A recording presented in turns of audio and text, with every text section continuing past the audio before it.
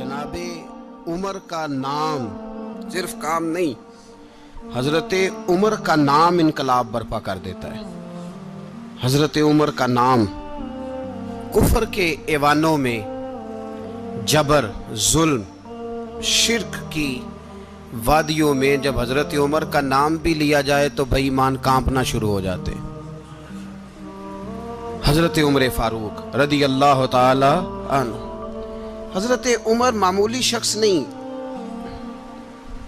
मामूली आदमी नहीं। कुछ लोग सदियों के बाद पैदा होते हैं और कुछ लोग ऐसे होते हैं जो एक ही बार पैदा होते हैं, उन जैसा दूसरा पैदा होता ही नहीं, दूसरा उन तरह का पैदा होता ही। हजरत उमर रदी अल्लाह ताला अन्हु जैसी शख्सियात पैदा ही नहीं होती दोबारा। सारे सहाबा दर रिसालत माप पे खुद आए। ये वो अजीम शख्स है जिसे अल्लाह के महबूब ने अल्लाह से मांग के लिया, कहा अल्लाह ये मुझे दे दे, अल्लाह से मांग के लिया है। इसलिए सूफिया कहते हैं कुछ मुरीद होते हैं, कुछ मुराद होते हैं। कुछ मुरीद होते हैं, कुछ मुराद होते हैं। मुरीद वो होता है जो चल के आता है, आके मुरीद होता है। मुराद वो होता है जिसे कहा जाता है कि ये कभी मेरा बन जाए ना, ये कभी आ जाए ना, मेरा बन जाए, उसको मुराद कहते हैं। हजरत उमर मुस्तफ़ा करीम की मुराद है, हुजूर की मुराद है। अल्लाहुम्मा आइज़्ज़िल इस्लामा बे इस्लाम उमर इब्न खत्ताब। ऐ अल्लाह इस्लाम को इज्जत दे दे, मेरे उमर को कलमा पढ़ने की तौफीक अता फरमा दे। और कैसे दुआ मांगी? ओ यार, हजरत उमर की तो इस फजीलत का कोई जवाब नहीं दे सकता। मेरे रसूल पाक अलैहिस्सलाम सबके लिए ही दुआ मांगते हैं ना, हुजूर की दुआ आम है, लेकिन मुस्तफ़ा करीम ने काबे का गुलाफ थाम लिया और गुलाफ काबा को हुजूर ने सीने से लिपटाया और सीने से चिमटा के कहा अल्लाह मैंने तो कभी सवाल ही ज़्यादा नहीं किए, मैं करने आया हूँ, मुझे उम्र दे दे, उम्र दे दे। हुजूर ने मांग के लिया। और फिर जब जिसको हुजूर मांगे अल्लाह से कि हजरत उमर रदी अल्लाह ताला अन्हु का आज यौम शहादत है, मेरा तो दिल करता था कि फजर से बातें शुरू हों और सारा दिन ही उमर की बातें होती रहें, सारा दिन जनाब उमर की बातें, सारा दिन। इसलिए कि जिक्र जनाब उमर का होगा पर राजी अल्लाह के रसूल होंगे सल्लल्लाहु। तो जाग के बैठे, खुश हो के बैठे। हमारे यहाँ मनाया ही नहीं जाता। बाबे अल्लाह की सावन भादरों असू कता ते मुंडे जनवरी फरवरी। तो इस्लामी साल भी गया और वो तारीखें भी सारी गईं। यकम मुहर्रम उम्मत मुस्लिमा के लिए बहुत बड़ा दिन है, बहुत बड़ा दिन। ये शहादत है हजरत उमर फारूक की रदी अल्लाह ताला। यहाँ छोटी छोटी बातों पे गवर्नमेंट छुट्टी करती फिरती है, छोटी छोटी बातों। इलेक्शन हो गया तो छुट्टी, फलां जगह पे थोड़ा सा किसी ने खबर दे दी कि कोई परेशानी है तो छुट्टी, फलां जगह ये हो गया तो छुट्टी। यहाँ तक कि फलां वजीर साहब फलां इलाके में आएंगे तो सारे इलाके को छुट्टी। और अब तो इससे बड़ा हाल होने लगा है, अगर जिन लोगों की सिंध में हुकूमत है उनके लीडर का दिन आया तो उस दिन छुट्टी, और जिनकी पंजाब में हुकूमत है उनका दिन आया तो छुट्टी। हमारा मुतालबा है हुकूमत पाकिस्तान से, अगर सर उठा के जीना चाहते हो तो यकम मुहर्रम को छुट्टी किया करो। अगर सर उठा के जीना चाहते हो तो यकम मुहर्रम को छुट्टी करो जनाब उमर के दिन। और मिल्लत के जवानों को बताओ कि अगर इज्जत की जिंदगी जीना चाहते हो तो उस तरह जियो जिस तरह फारूक आजम जी के गए हैं। इज्जत और वकार की जिंदगी, जमहूरियत हजरत उमर से सीखनी पड़ेगी। हुकूमत करने के तरीके हजरत उमर से, रियाया को सीखना पड़ेगा कि अमीर किस तरह बनाया जाता है और अमीर किस तरह के होते हैं। यहाँ लोग हमें यूरोप की मिसालें देते हैं, लोग यहाँ हमें आकर के अमेरिका की मिसालें, उन्हें क्या पता हुकूमत क्या होती है। वो कहते हैं जी वो साइकिल पे जाता है उनका हुक्मरान। मैंने कहा वो साइकिल पे जाता है? मेरे उमर फारूक मदीने से मक्के गए थे तो पैदल ही हज करने चले गए, पैदल ही। और जनाब उमर फारूक रदी अल्लाह ताला अन्हु ईद की नमाज पढ़ाने गए। ईद की नमाज उमर खुतबा ईद देने गए। और इस जमाने में कौन सा गरीब है जो नंगे पांव जाता हो? کون سا غریب ہے جو مسجد ننگے پاؤں جاتا ہو؟ لوگوں نے تو 3 قسم کی چپلیں رکھی ہوئی ہیں، ایک مسجد جانے کی علیحدہ ہے، گھر پہننے کی علیحدہ ہے، شادی بیاہ پہ جانے کی چپل علیحدہ ہے۔ حضرت عمر فاروق رضی اللہ تعالیٰ عنہ نکلے عید کا خطبہ دینے کے لیے، تو بیوی سے کہنے لگے جوتا، اس نے کہا صاحب اتنی دفعہ ٹوٹا ہے اب گانٹھا نہیں جا سکتا، اتنی دفعہ ٹوٹا ہے کہ اب دوبارہ پیمند نہیں لگ سکتے۔ تو حضرت عمر کہنے لگے چل کوئی حرج نہیں، بغیر جوتے کے ننگے پیر ہی چلتے ہیں، کوئی حرج نہیں۔ تو کہنے لگے لوگ کیا کہیں گے؟ فرمایا چپ کر، لوگ جس دن عمر نے یہ دیکھ لیا نا لوگ اس کے بارے میں کیا کہتے ہیں، اس دن عمر نہیں رہے گا۔ تو کہا پھر آپ کا نظریہ کیا ہے؟ فرمایا میرا نظریہ یہ ہے کہ رب رسول میرے بارے میں کیا کہتے ہیں، لوگوں کا کیا ہے؟ لوگ کل کسی کے بارے میں کچھ کہتے ہیں اور پرسوں کچھ کہتے ہیں، میرا نظریہ یہ ہے کہ رب رسول میرے بارے میں ننگے پیر عمر جا رہے ہیں۔ کون جی؟ میں بڑا ماڑا۔ اچھا جناب، کیا غربت ہے؟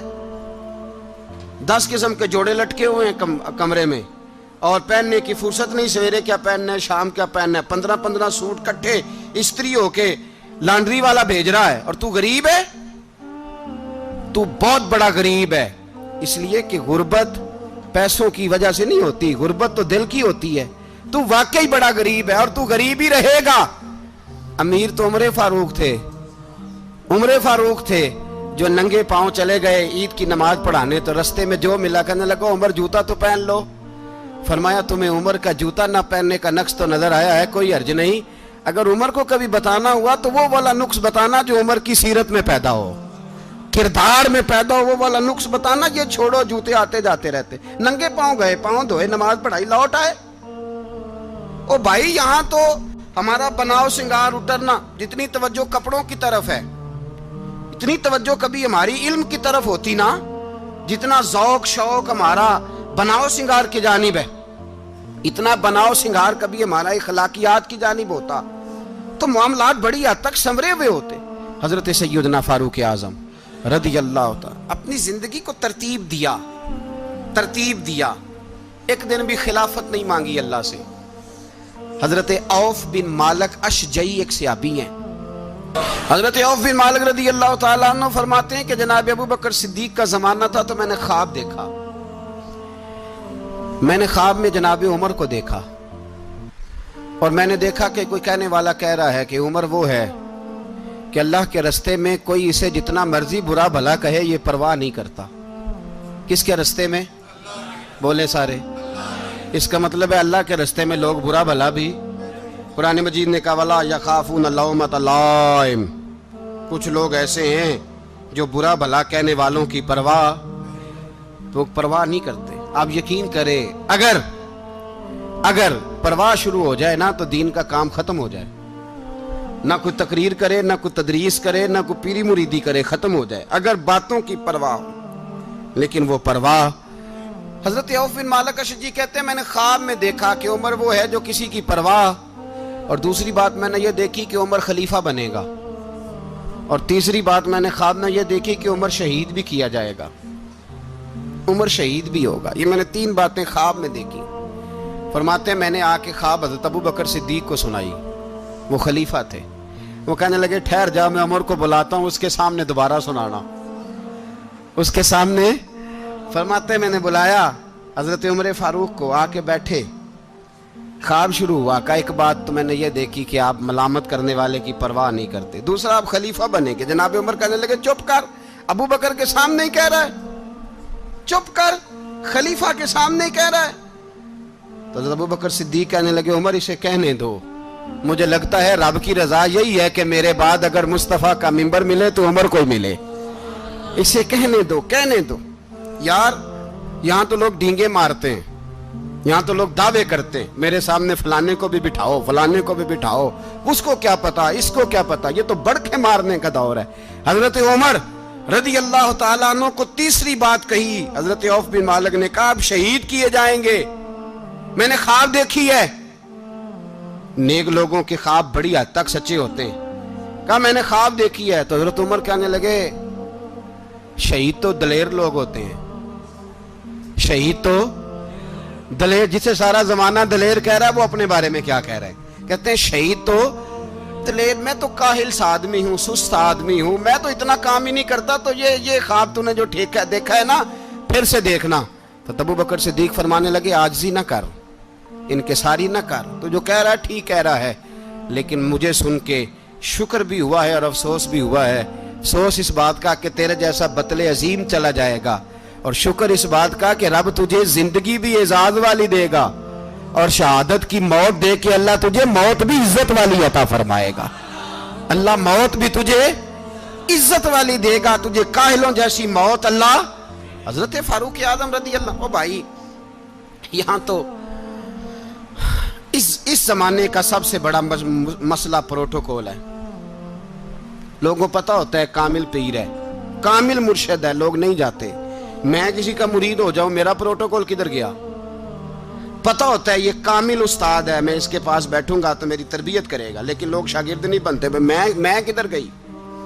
یہ جو پروٹوکول کی مصیبت ہے نا، اس نے بڑے بڑے لوگ زیرو کر دیے، بڑے بڑے لوگ۔ اور یہ مت سمجھے کہ آپ کا وزیر اعظم پروٹوکول لیتا ہے یا آپ کا صدر پروٹوکول، وزراء، ایسی کوئی بات نہیں۔ ہم چھوٹے طبقے سے لے کر بڑے سارے پروٹوکول کے قائل ہیں۔ ہمارا تو داماد بھی کہتا ہے کہ مجھے پوچھا نہیں میں تمہارے گھر کیوں آؤں۔ ہمارا تو بھائی ہر شخص اعلان کرتا ہے پروٹوکول کا، فلانے نے عزت نہیں دی تو واپس آ جاؤ، فلانے نے سلوٹ نہیں کیا تو واپس آ جاؤ۔ لوگ جہاں سلوٹ کرنا چاہیے وہاں بھی سلوٹ کرانے کے قائل ہیں۔ پر حضرت عمر رضی اللہ تعالی، حضرت عمر کی سادگی اور پھر جناب عمر کی عاجزی، جب انسان اپنے اوپر سوار کر لیتا ہے نا، سوار کر لیتا ہے، میں بدکار پرانا خادم، کسے در ملی نٹ ہوئی، تے واصف یار نے نظر جو کی تھی تے واصف ہی ہو۔ میں اکثر سوچتا ہوں حضور نے جہاں بھی کہا نا، فرمایا میرے بعد نبی ہوتے تو خطاب کے بیٹے عمر ہوتے۔ حضور نے فرمایا عمر جس رستے سے جاتا ہے شیطان وہ رستہ بدل جاتا ہے۔ نبی پاک صلی اللہ علیہ وسلم نے فرمایا میرا عمر وہ ہے کہ اس کی زبان پر حق جاری ہے۔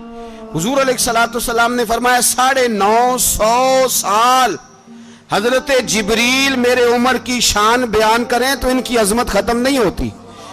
950 سال جبریل عظمت بیان کرے تو ختم نہیں ہوتی۔ یہ بات ہے حضرت عمر کی، اور فرمایا عمر ابو بکر کی نیکیوں میں سے ایک نیکی ہے۔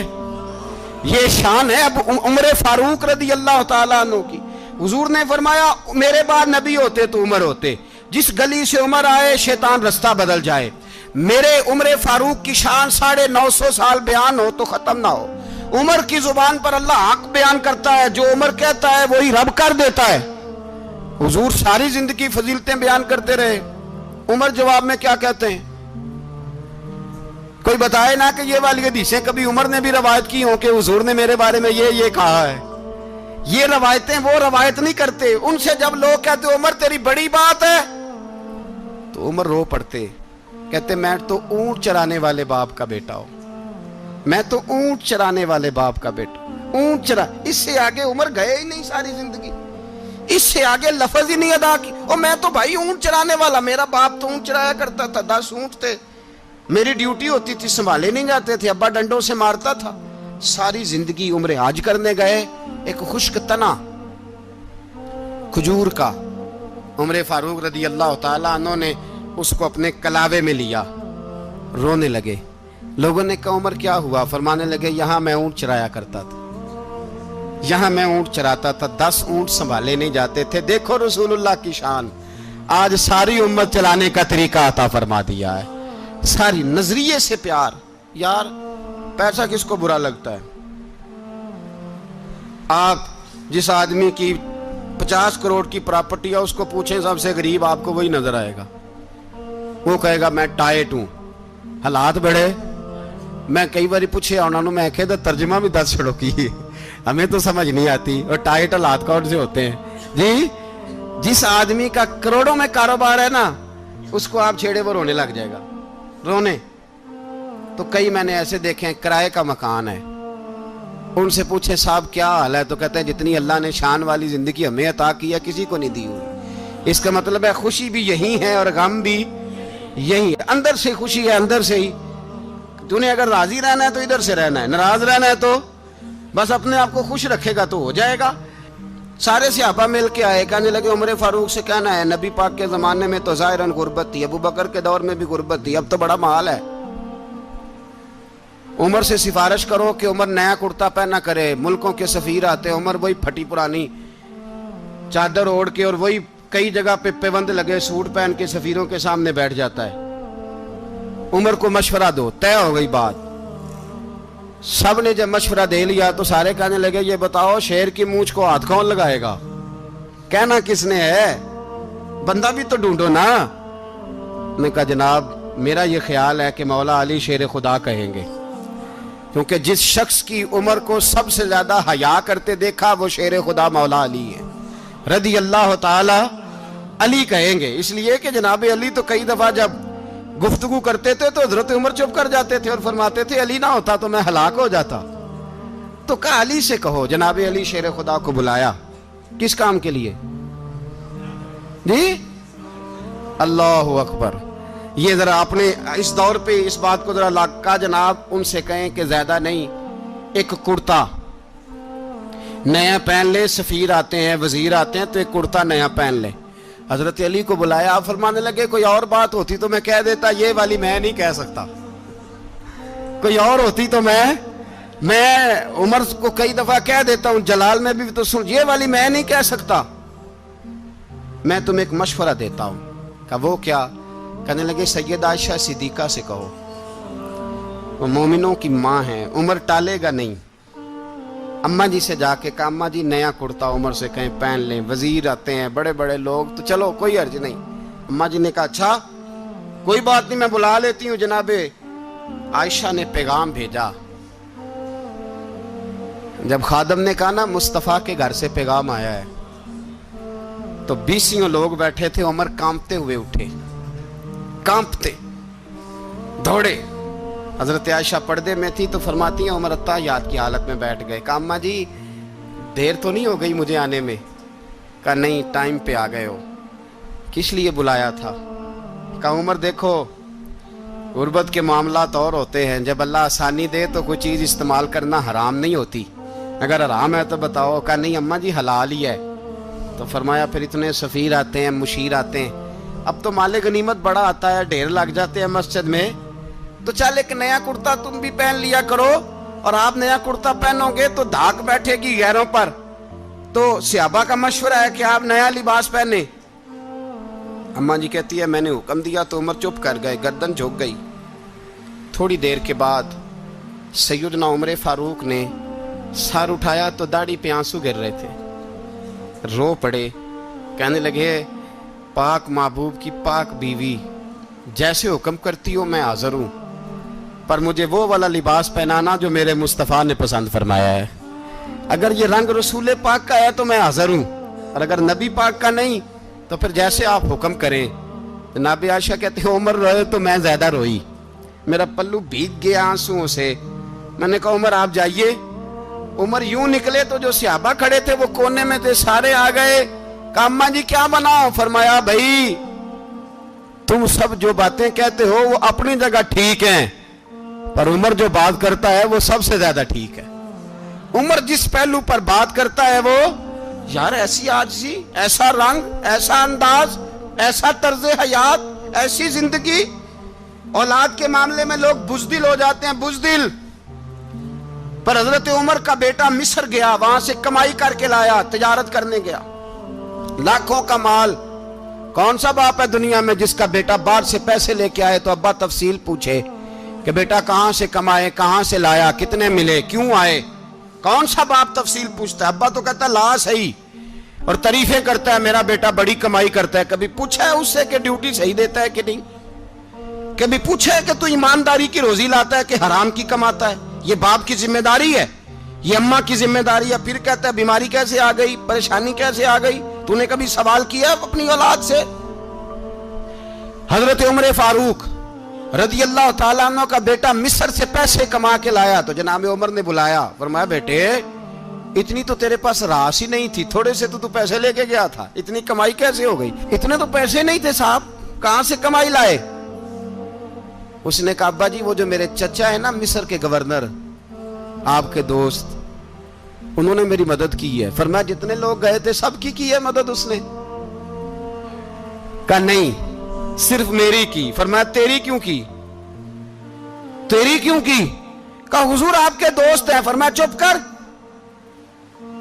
حضور انہوں نے مجھے اتنے پیسے دیے, میں نے کاروبار میں ڈالے تو نفع آیا تو میں ان کی رقم دے کے. فرمایا خاموش ہو جا, باقی جتنے لوگ گئے تھے سب کی مدد کی اس نے؟ کہا نہیں حضور صرف میری کی. فرمایا اس نے تیری مدد نہیں کی, اس نے خلیفہ کے بیٹے کی مدد کی, اس لیے کہ وہ خلیفہ کو اپنے حق میں نرم کر سکے.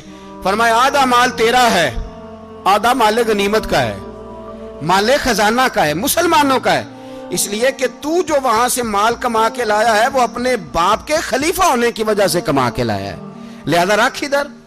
یہاں کہتے ہیں کدھر سے آیا, کیسے آیا, کون سا حساب دیں, کیا کریں؟ او بھائی حضرت عمر رضی اللہ تعالیٰ عنہ کا اپنی اولاد کے بارے میں یہ رنگ ہے. ایک جنگ سے نا خوشبو آئی, خوشبو بڑی مہنگی ہوتی تھی, عرب میں خوشبو آج بھی بڑی مہنگی ہے, وہ زیادہ استعمال کرتے ہیں. میری باتوں کی سمجھ آ رہی ہے میرے بھائیوں؟ بڑی مہنگی خوشبو تھی. جب وہ خوشبو آئی تو حضرت عمر نے کہا, گھر میں پہلے پہنچی حضرت عمر کے, چونکہ زیادہ عورتیں استعمال کرتی تھی گھر کے اندر خوشبو, مرد بھی لگاتے تھے. حضرت عمر نے اپنی بیوی سے کہا, آپ کی زوجہ جو تھی وہ بڑی خوشبو کو پسند کرتی تھی. حضرت عمر نے اپنی زوجہ سے کہا کہ خوشبو لاؤ, میں نے ایک عورت کی ڈیوٹی لگائی ہے, وہ خوشبو تول کے نا تو حصہ برابر صحابہ میں بانٹ دے گی. تو آپ کی زوجہ کہنے لگی کسی بی بی کی ڈیوٹی لگانے کی کیا ضرورت تھی, میں جو موجود تھی میں بانٹ دیتی ہوں تول کے حصہ برابر. آپ نے فرمایا نہیں تو رہنے دے, اور فلانی بی بی بانٹے گی. کہا حضور میں نے بھی بانٹنی ہے, میرے پہ کچھ حق ہے؟ آپ نے فرمایا نہیں تو تفصیل نہ پوچھ, تو خوشبو دے دے, کوئی اور بانٹے گی. خاتون خانہ تھی نا, کہنے لگی نہیں مجھے بھی آج آپ کو بتانا ہی پڑے گا کہ کوئی جو بانٹ سکتی ہے تو میں کیوں نہیں بانٹ سکتی. زوجہ کہتی عمر نے بات کی تو میری چیخیں نکل گئی. حضرت عمر فرمانے لگے جب تو خوشبو بانٹے گی نا تیرے ہاتھوں کو بھی لگے گی, تیرے دوپٹوں کو بھی لگ جائے گی. اگر رب کریم نے مجھ سے سوال پوچھا کہ عمر خوشبو تو مسلمانوں کی تھی, تیری بیوی کے دوپٹے کو کیوں لگ گئی, تو میں اللہ کے حضور کیا جواب دوں گا؟ اگر اللہ نے یہ سوال کیا کہ تیری بیوی نے کیوں لگائی, وہ تو حصہ تھا مسلمانوں کا, تو تو نے تیری بیوی نے کیوں لگائی؟ تو فرمایا میں نہیں چاہتا کہ اللہ کے حضور مجھے اور تجھے باز پرس ہو, لہذا کسی اور کو بانٹنے دے. زوجہ روئی اور تڑپ کے کہنے لگی عمر مجھے لگتا ہے صبح قیامت بھی تیری بیوی ہونے کی وجہ سے اللہ مجھے جنت عطا فرما دے گا, تیری زوجہ ہونے کی برکت سے. بھائی یہ معیار رکھا, خدا کی قسم ایسا شخص تاریخ میں دوبارہ نہیں آیا. اتنا بڑا آدمی, اتنا بڑا شخص, اتنا بڑا آدمی, اور پھر رنگ یہ ہے کہ عمر 22 لاکھ مربع میل کا حکمران, 22 لاکھ, اور کھجور کے درخت کے نیچے مٹی کا ڈھیلا لے کے سو گئے ہیں, پرواہ کوئی نہیں, کوئی مسئلہ ہی نہیں. 2 غلام ساتھ بیٹھے تو ایک روٹی حضرت عمر نے گھر سے منگوائی, تھوڑا سا سرکہ, تو غلام کہنے لگے ہم نے بھی کھانی ہے. فرمایا کوئی حرج نہیں, روٹی کو پیٹ بھر کے کھانا ضروری تو نہیں, 3 حصوں میں بانٹ لیتے ہیں. ایک آدمی آیا ہوا تھا مصر کا رہنے والا ملنے کے لیے, اس نے پوچھا عمر کدھر ہیں, تو کہا وہ ادھر جاؤ مسجد میں بیٹھے ہوں گے. اور واپس آیا تو کہنے لگا وہاں تو 3 غلام بیٹھے ہیں, ایک روٹی بانٹ کے کھا رہے ہیں, لگتا ہے کئی دنوں سے روٹی نہیں ملی. کہا 3 غلام تو کوئی نہیں, وہاں 2 ہی تھے, تیسرے تو امیر المومنین تھے. اس نے کہا نہیں 3 غلام ہیں, کپڑے بھی ایک طرح کے پہنے ہوئے, بلکہ 2 کے تو پھر صحیح ہیں, تیسرے کے تو زیادہ ماڑے ہیں. کپڑے بھی ایک طرح کے, کھانا پینا بھی ایک طرح کا, اور ان کا نشست برخاست بھی ایک طرح کی ہے, لہذا کوئی فرق نہیں. حضرت ابو ہریرہ کہتے ہیں میں لے کے آیا, اور جناب عمر کو جب میں نے کچی زمین میں تامت سمیٹ بیٹھے دیکھا تو میں رو پڑا. میں نے اس مصر سے آنے والے کو کہا تو اس کے جلوے دیکھ, اگر اس کی ذات میں اتنا حسن ہے تو محمد عربی کا مقام کیا ہوگا. یہ مقام غور ہے, مقام غور. 10 محرم کو لوگ دیگے پکائیں گے نا, نہیں پکانی ہے, کوئی بول دے نہیں, ہاں نہ نہیں کر دے, پروگرام بدلیا تو نہیں دی عید کی کہ وہی کام شروع ہویا ہے لاسٹ ایٹ ہونے والا. کیوں جی پکنی ہے نا دیکھیں 10 محرم کو انشاءاللہ تعالی, ہم بھی پکائیں گے انشاءاللہ, یہاں بھی پروگرام ہوگا. تو 10 محرم کو جو دیگ پکنی ہے تو ایسا نہیں ہو سکتا کہ 1 محرم کو حضرت عمر کے نام کی بھی کوئی پک جائے. اگر امام حسن حسین کے نام کی دیگیں پکے تو جو امام حسن حسین کے سے پیار کرنے والے ہیں، جو امام حسن حسین سے، ہم لوگوں نے بھی عجیب رٹا اپنایا ہے نا، ہم لوگ بات کا ایک پہلو دیکھتے ہیں دوسرا نہیں دیکھتے۔ حضرت امام حسن اور حسین کو بھی نبی پاک نے شہید کہا، اور جناب عمر کو بھی رسول اللہ نے خود شہید فرمایا، فرمایا شہید ہے، خود فرمایا اپنی زبان سے کہ یہ شہید ہے، خود میرا عمر شہید ہے۔ تو ان کے نام کی دیگ نہیں پکنی چاہیے، اس طرف نہیں ہماری توجہ ہونی چاہیے۔ اور اہل بیت نبوت، یہ بات میں پہلے بھی کرتا ہوں، آج پھر کرنا ضروری سمجھتا ہوں، اہل بیت کا پیار، سن لو کان کھول کے، اہل بیت کا پیار اگر ہمیں کسی نے سکھایا ہے تو سیدنا عمر فاروق نے سکھایا ہے۔ اہل بیت نبوت کی محبت اگر کسی نے سکھائی ہے تو کس نے سکھائی ہے؟ بول کے بتائیے، حضرت عمر نے۔ اہل بیت کا پیار ہمیں حضرت عمر نے بول کر کے سکھایا ہے۔ بھائی یاد رکھیں،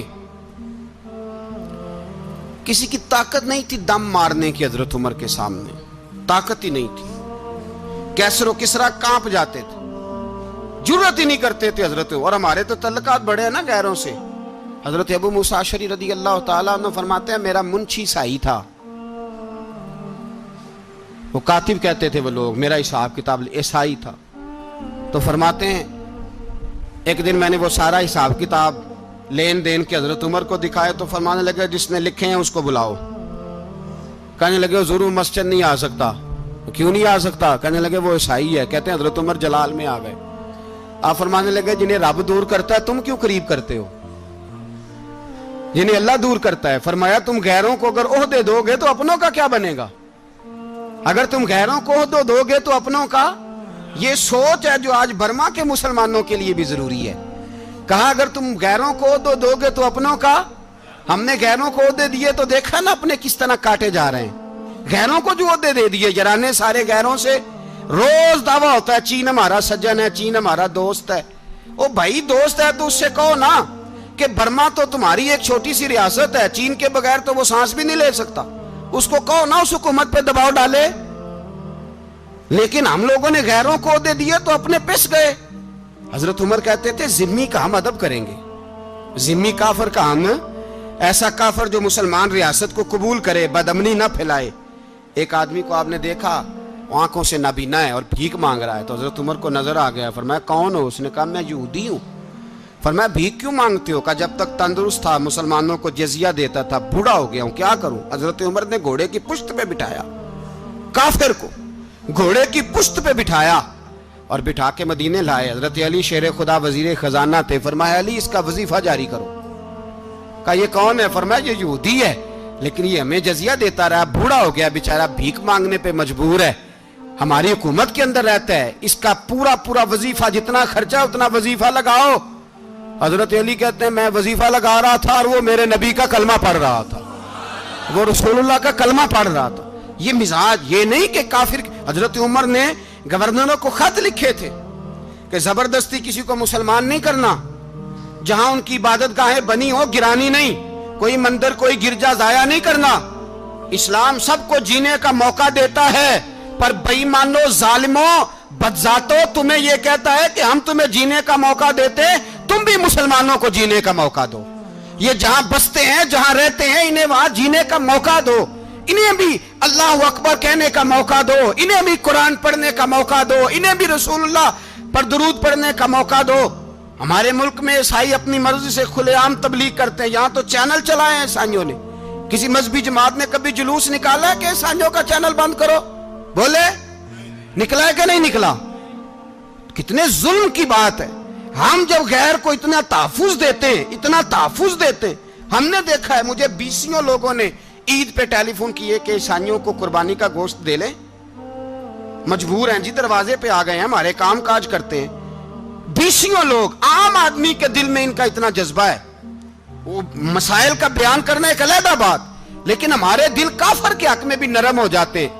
تم کس قدر زیادہ بے ایمان ہو اور کفر کس قدر زیادہ ذلیل ہو گیا ہے کہ مسلمان کے حق میں نرم ہوتا ہی نہیں۔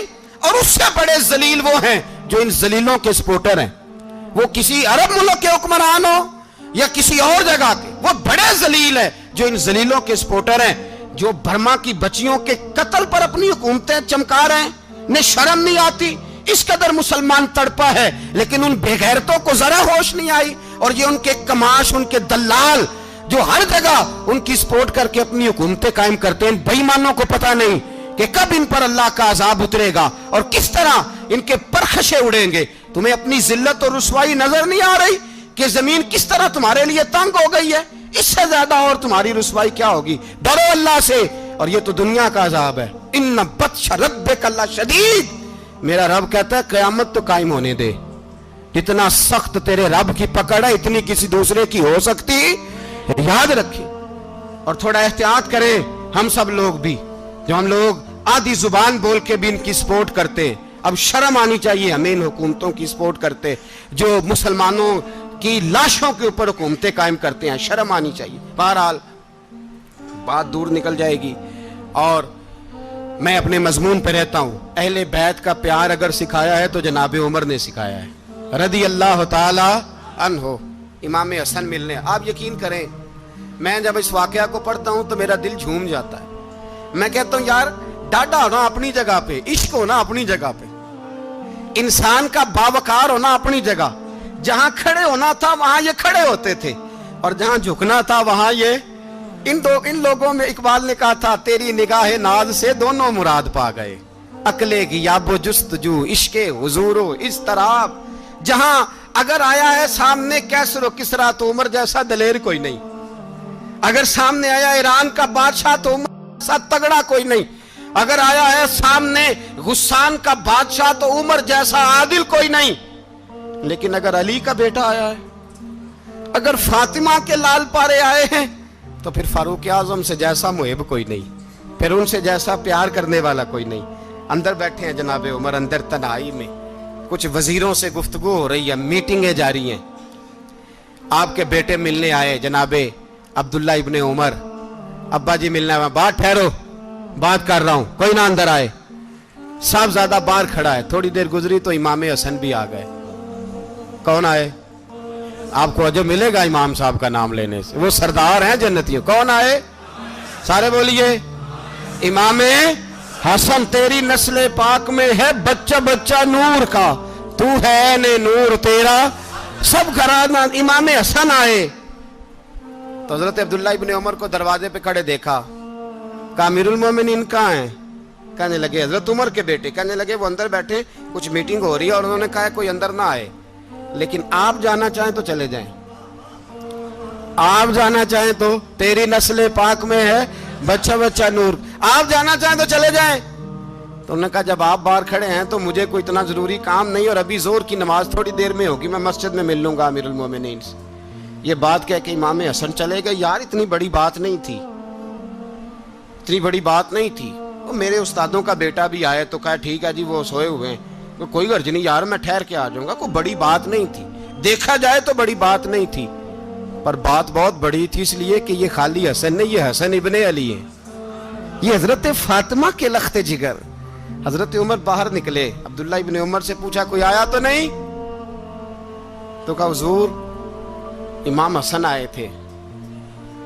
तो कहा फिर शहजादे को अंदर क्यों नहीं भेजा? कहा मैंने कहा था। वो कहने लगे अगर अमीरुल मोमिनीन मसरूफ हैं तो मैं जोहर में मिल लूंगा। हजरत उमर रोने लगे। फरमाया बेटे तूने अच्छा नहीं किया।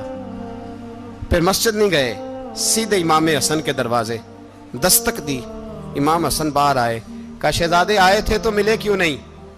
तो इमाम हसन कहने लगे हुजूर आपका अपना बेटा दरवाजे पे खड़ा था, आपका अपना बेटा दरवाजे पे खड़ा था, और मना भी किया था आपने, तो मैं जोर में मिल लेता।